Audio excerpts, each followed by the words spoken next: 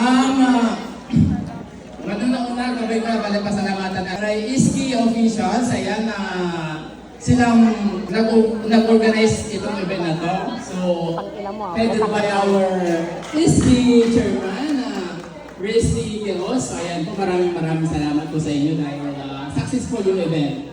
And visitors, maraming salamat po sa pagdalo. And maraming salamat po dahil isa ako sa mga na-invitan kahit medyo late na.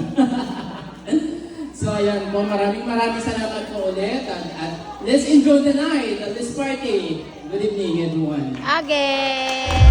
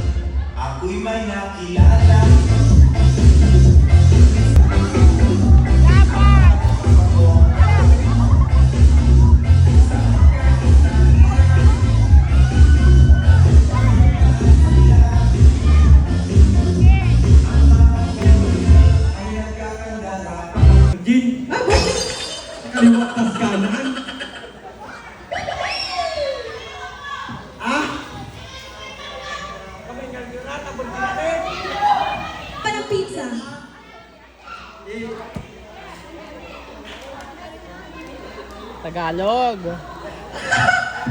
Okay, contestant number 2. Ito ang yung mahiwagang katanungan. Countdown tayo! 20 seconds, guys!